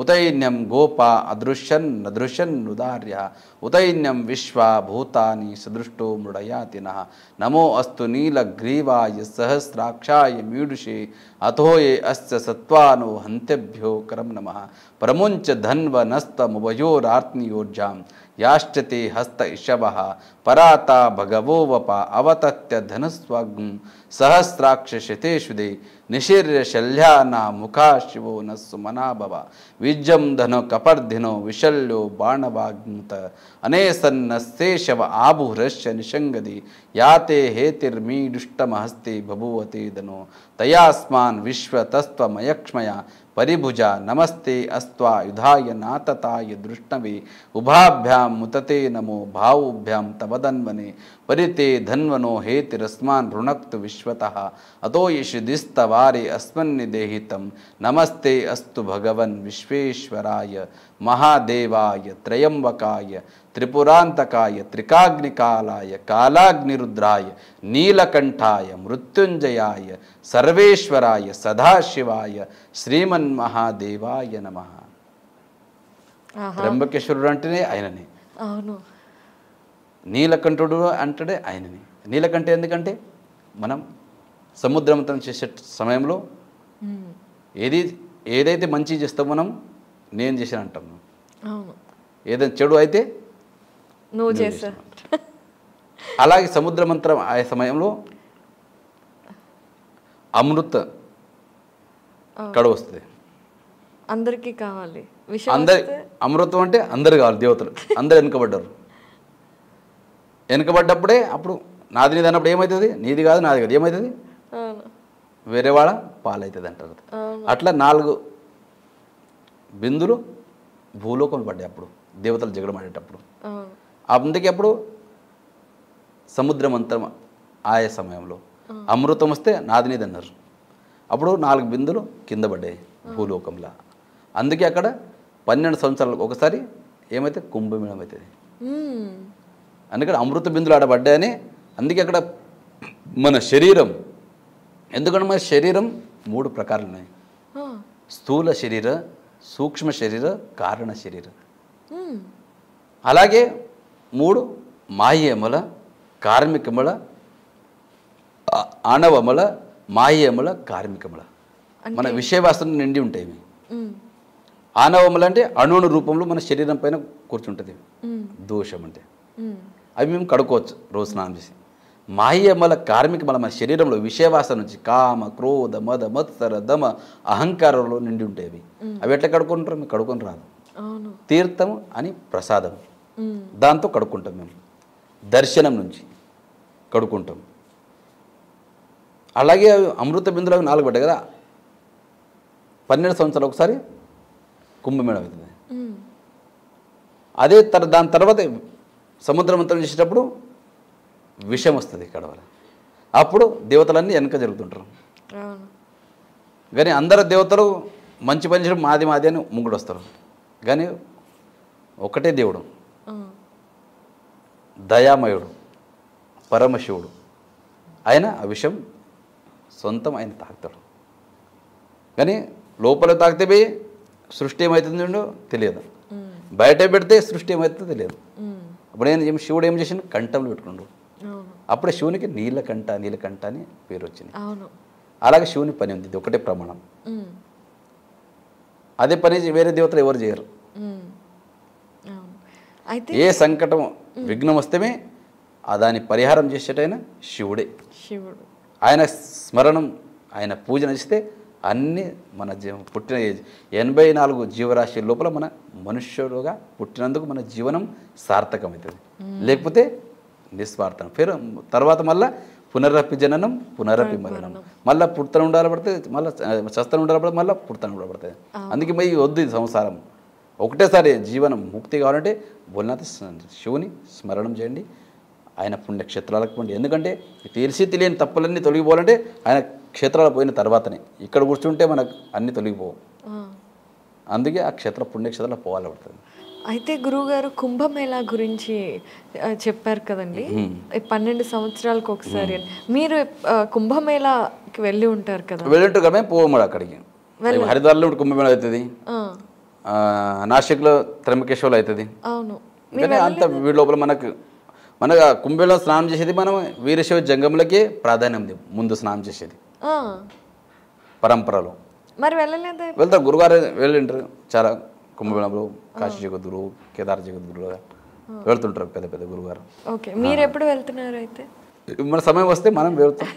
ఇక మనం ఆ టైంలో మనము ఎక్కడ సేవలు ఉంటే పైన పోనీకి రాదు, కిందకి ఫ్రీగా ఉంటే పోవచ్చు వాడికి. అట్లా ప్రతి ఒక్కసారి హరిద్వార్ నుంచి పోతాం మేము. గంగా స్నానం అయితే చేసి ఇస్తాం. అదే కదా కుంభమేళా ఏముంది, స్వయంగా గంగా నది. కరెక్ట్. గంగా పుట్టింది హిమాలయం నుంచి. అవును. అదే గంగా కిందికి వస్తుంది. అవును. ఇక మనం శివుని ఎప్పుడు ఉంటే శివుడు మన దగ్గర ఉన్నాడు. శివుని సేవలు ఉన్నప్పుడు గంగా ఆటోమేటిక్గా వచ్చేస్తాం మన దగ్గర. అవునవునవును. గురువుగారు, శివుడు అంటే ఎవరైనా అంటే మనుషుల్ని మాత్రమే ఉద్ధరించేవాడు కాదు, భూత ప్రేతాత్మలను ప్రతి ఒక్క జీవరాశికి మేలు కోరేవాడే శివుడు. మీరు ఇందాక చెప్పారు కదండి, అంటే మనకి 3 కర్మ శరీరం, అలాగే స్థూల సూక్ష్మ కారణ. కరెక్ట్. 3 శరీరాలు ఉన్నాయి. అన్ని శరీరాలని ఉద్ధరించగలిగిన వాడు శివుడే. ఆ తత్వాల గురించి ఒకసారి. శివునికి అంటారు పంచముఖ పరమేశ్వరుడు అంటారు. ఎందుకు 5 ముఖాలు. సద్యోజాత, వామదేవ, అఘోర, ఈశాన్య. ఎందుకంటే శివునికి పంచతత్వాలు ఉన్నాయి, పంచగోత్రాలు ఉన్నాయి. వీర, నంది, భృంగి, వృషభ, స్కంద, ఇలా 5 గోత్రాలు ఉన్నాయి.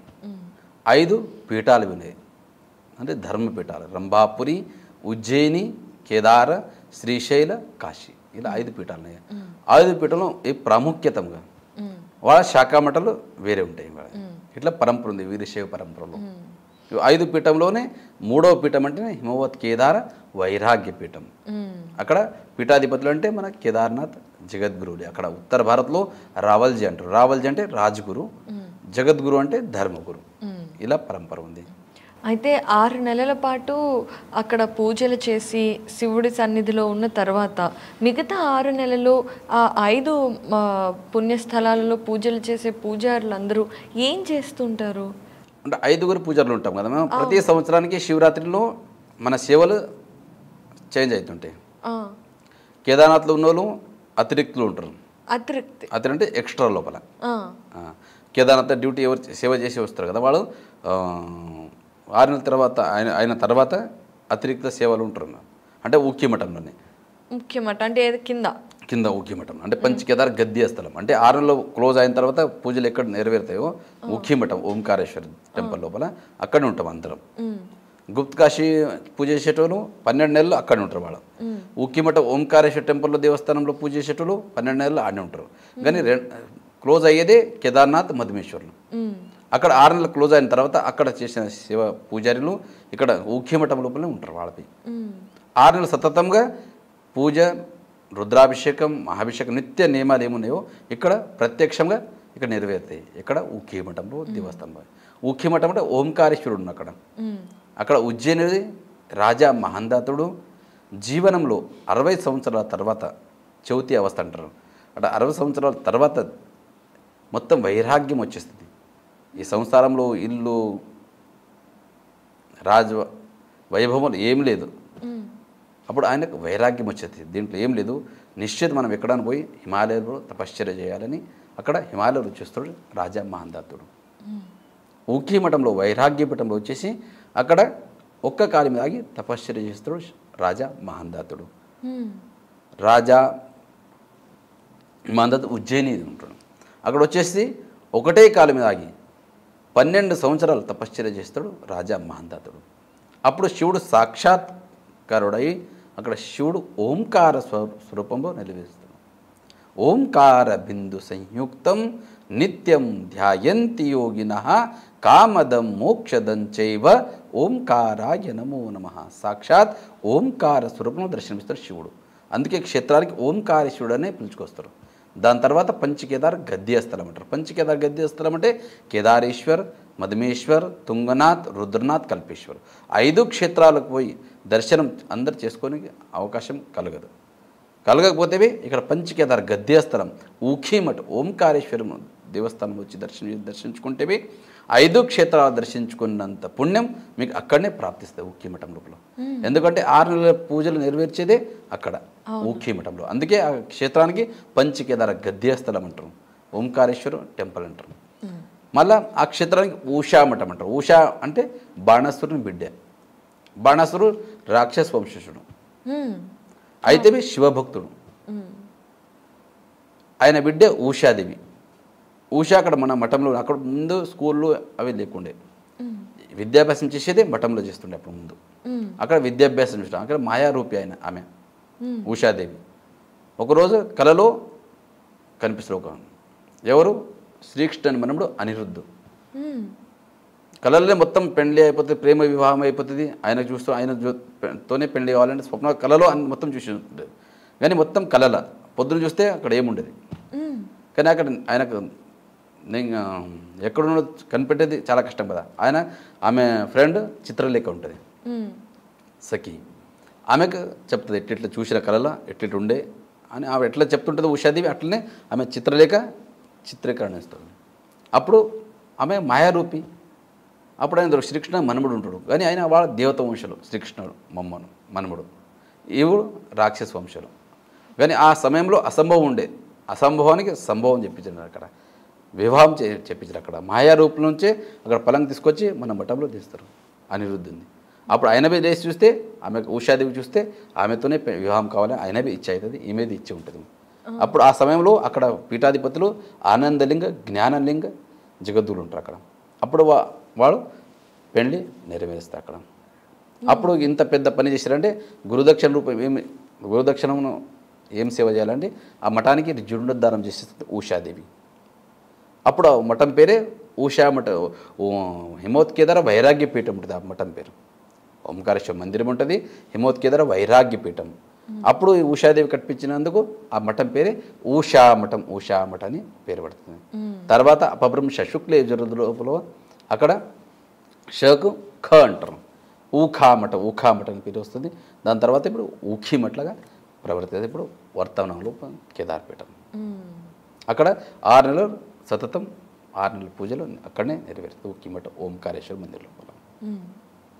అక్కడ క్షేత్రపాల భైరవనాథుడు, వరాహిదేవి, చండికాదేవి, పంచకేదార గద్యస్థలం, ఇది అన్నీ దర్శించుకోవచ్చు అక్కడ వచ్చిన తర్వాత. అక్కడ ఎవరికైతే మనశ్శాంతి ఉండదో అక్కడ నిశ్చితంగా అక్కడ వచ్చి మన భావనలతో శ్రద్ధాభక్తితో దర్శించుకుంటారో వాళ్ళ మనస్సు శాంతి దొరుకుతుంది.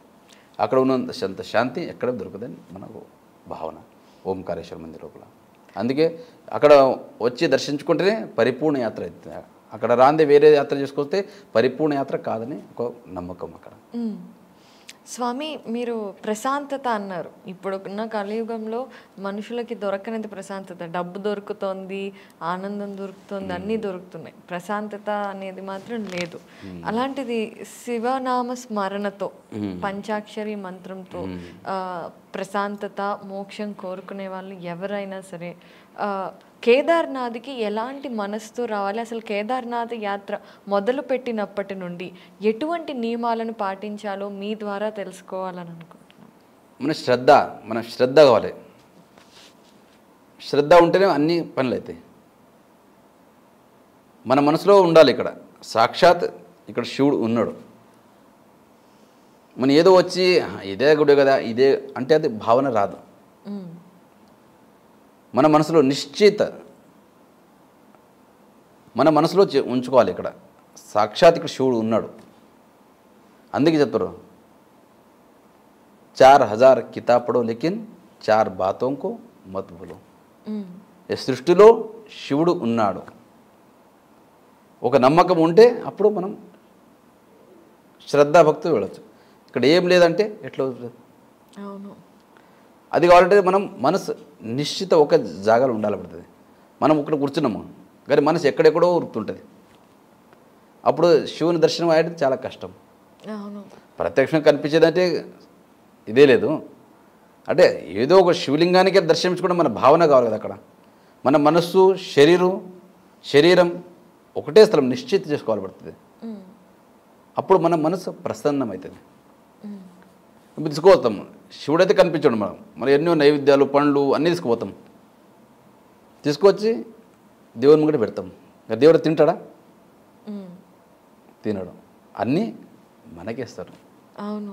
కానీ మన ఉండే మమకారం తీసేస్తాడు శివుడు. అంటే ఏ వస్తువైనా అడిగితే నాది నాది నాది అంటాం. నాది నాది అనేది అంటే మనం ఇక్కడ కూర్చొని నాది నాది అనేది పోవాలంటే పోదు. అంటే త్యాగం రాదు మన దగ్గర. వైరాగ్యం వస్తేనే అప్పుడు మనం త్యాగం ఇది ఏం లేదు జీవితంలో. అన్నీ ఏది కాదు మాది. ఎందుకంటే అన్నీ ఇడిచిపెట్టు. తన మన ధన సబ్ కుచ్ హై తేరా తేరా తుజ్కో అర్పణ క్యాలా ఏ మీరా. వచ్చేటప్పుడు ఏమైనా తీసుకొచ్చారా మీరు? లేదుగా. ఏం లేదు.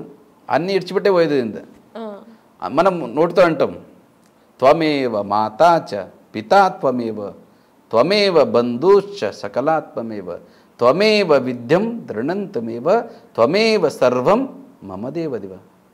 సర్వస్వ దేవాదిదేవ్ మహాదేవుడే అని చెప్తాం. తన మన ధన అన్నీ నీ అని చెప్తాం. అందుకు గాలిబే అయినది. ఫ్రీగా ఇస్తాడు. గాలికి డబ్బులు తీసుకుంటాడు శివుడు. ఎంత శుద్ధమైన గాలి ఇస్తాడు. నీళ్ళు ఇచ్చిండు. ఆకాశం, అగ్ని, ఇవో ఎప్పటిదాకా 5 తత్వాలు మన శరీరంలో ఉన్నాయో అప్పటిదాకా ఈ శరీరానికి ఏమంటారు? శివం అంటారు. ఈ శరీరానికి శివ అంటారు. అవును. ఎందుకంటే అందరూ అంతరాత్మ హృదయంలో శివుడు నిలిచింటాడు. కరెక్ట్. ఆ శివుడే పోయిన తర్వాత ఈ శరీరానికి ఏమంటారు మీకు తెలుసు? శవం అంటారు. ఒక క్షణం లోపలే అంటారు. అవును. ఎందుకంటారు? ఆ శివుడు మనతో నిలిచి ఉన్నాడనే మన శరీరానికి శివమై అంటారు. శివ. శివుడు అంటే కళ్యాణకారుడు. ఎవడికి ఇది కావాలని కోరుకోడు ఆయన. సర్వే జన సుఖం, అందరు సుఖంగా ఉండాలని కోరుకుంటాడు శివుడు. ఎందుకంటే భోలేనాథ్ అంటారు. భోలా భీ హే బాలా భీ హే. సమయం వచ్చిన తర్వాత ఎంత చిన్నగా అందుకే చెప్తారు కదా మద్ భక్త మమాదవ్ శట. శివుడు అంటారు కదా ఒక సమయం వస్తే మా భక్తులు నాకన్నా పెద్దోలే, నేను ఒక సమయం చిన్ననైతే అంటాను. ఎందుకంటే మీ భక్తి అట్లుంటుంది. భక్తిలో లీనమవుతాడు శివుడు. అలా అనిపిస్తే శివుడు చిన్నగా అయిపోతాడు మనం కూడా. మన భక్తి చేయబడుతుంది. ఉత్తనే కాబట్టి ఎట్లయితే శివుడు ఆ సృష్టికర్తుడు ఆయన. ఎక్కడంటే అక్కడ ఎట్లా లేస్తాడు. అందుకే ఉంది ఏ వస్తైనా మనం నాది నాది అంటాం. నిశ్చిత నాది కాదు అని ఎప్పుడు వస్తుందో అప్పుడు శివమయం అవుతుంది మన శరీరం. ఎప్పటిదాకా మనది అంటాం అప్పుడు శివమయం అయ్యేది చాలా కష్టం. మరి అలా అవ్వాలంటే ఒకటే మార్గం ఈ కలియుగంలో అయితే నామస్మరణమే. నామస్మరణం, దర్శనం, పూజనం, ఈ 3 చేయబడుతుంది. ఇవి విడిచి మనం ఏదేదో చేస్తామంటే కాదు. స్వామి ఈరోజు ఎన్నో విషయాలు తెలియచేశారు. అయితే వెళ్ళే ముందుగా మనం ఇంటర్వ్యూ ముగించే ముందుగా ప్రతి ఒక్కళ్ళు ఆ శివతత్వానికి దగ్గర అవ్వాలి అని, ఆ శివుడి కృప పొందాలి అంటే అందరూ చేసుకోగల ఒక చిన్న మంత్రం ఏదైనా తెలియజేస్తారు? ఇది చెప్పిన కదా, ఇది నమః శివాయ. నమః శివాయ ఒకటే. ఎందుకంటే దీనంతా 7 కోటి మంత్రాల లోపలనే శ్రేష్టం ఉంది. ఎన్నో మంత్రాలు ఉన్నాయి, అన్ని మంత్రాలు చేద్దరే అవసరం లేదు. దీంట్లో ఇంత శక్తి ఉంది. నమః శివాయ నమః శివాయ ఓం అంటే నడుస్తాయి. ప్రణవాక్షరం ఉంటుంది, షడాక్షర మంత్రం అంటారు ఓం నమః శివాయ అంటే. ఓం అంటే నడుస్తుంది, నమః శివాయ అంటే నడుస్తుంది.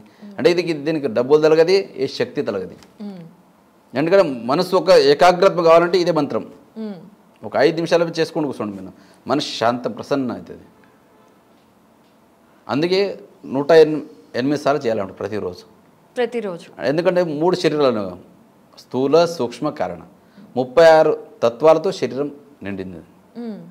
3 శరీరాలు 36 అంటే 108 అవుతుంది. 108 సార్లు జపం చేయాలంటే, అందుకే ఒక రుద్రాక్షమాల ఒక రౌండ్ చేయాలని పడుతుంది. ఎక్కువ చేస్తే ఇది కాదు, మంచిదే. కానీ మన 36 తత్వాలకి సరిపడా 108 ప్రతిరోజు. ఎందుకంటే 3 శరీరాల జపం కావాలి కదా. అవునవునవును. లేకపోతే ఒకటే శరీరం అయితే అప్పుడు ఇక్కడ బాగానే ఉంటాం, తర్వాత శరీరానికి ఇబ్బంది అవుతూ ఉంటుంది అట్లా. అందుకే ఏ కష్టం వస్తే శివుని తలుచుకుంటే అన్ని పాపాలు పరిహారం అవుతాయని ఒక భావన. అలాగే స్వామి, తప్పకుండా ఓం నమః శివాయ మంత్రాన్ని ప్రతిరోజు 108 సార్లు జపించాలి అందరూ అని ఆశిస్తూ, ఈ సంవత్సరం ఎప్పటి నుండి ఎప్పటి వరకు కేదార్నాథ్ టెంపుల్ ఓపెన్లో ఉంటుంది?